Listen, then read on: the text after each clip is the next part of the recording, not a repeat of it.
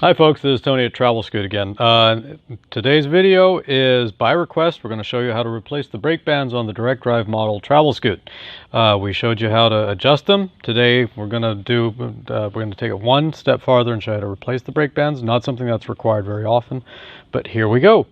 We're going to do this on the right rear wheel simply because there's a little less claptrap to get in the way of our videoing. So here we go.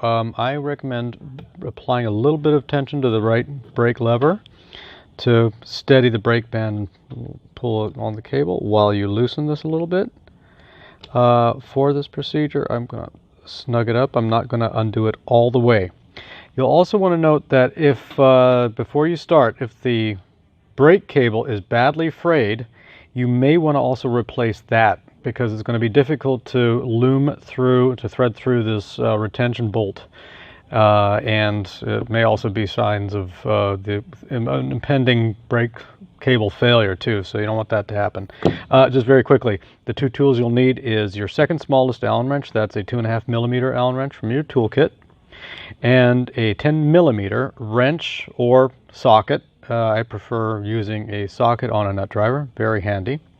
And here we go. Like I said, I've loosened that clamp nut, and we're going to loosen the screws on the brake band. Remove them, set them aside. The new brake band will include new screws. Flops off. You can remove the brake band the rest of the way.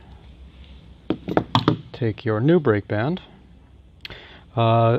Please specify whether you need left or right. This anchor block, can be flipped around to fit either left or right, but it's a bit of a nuisance, and we just make sure that you get the right one. Less hassle for everyone. Remove the new screws, and you can actually run the cable through this at this time if you'd like to. That's no problem. This is a small bolt with a hole drilled through it for that cable. Hold the washer out of the way a little bit if you can, or even if you can't, do it anyway. It's just easier monkeying with this when you have it in your hands.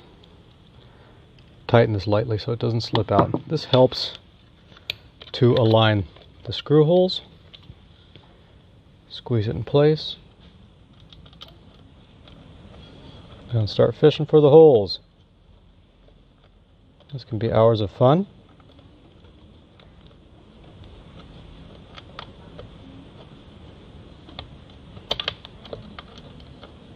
Like I said, hours of fun.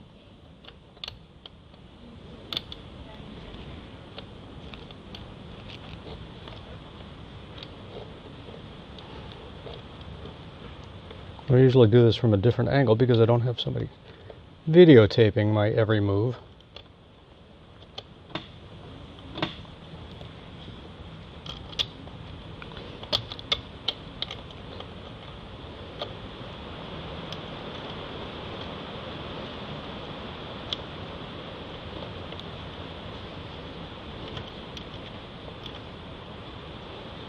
Okay, and as always, I recommend that you get the two bolts started before tightening either one.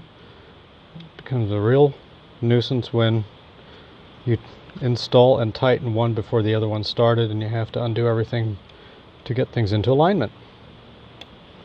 Okay, we've got it installed and tight, and now we just need to snug the brake cable. Again, loosen the nut that is lightly loosened.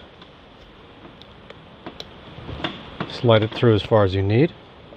Hold it with your thumb and snug it nice and properly. Tension will get this thing back in alignment at some point. You can also loosen and bend it if necessary.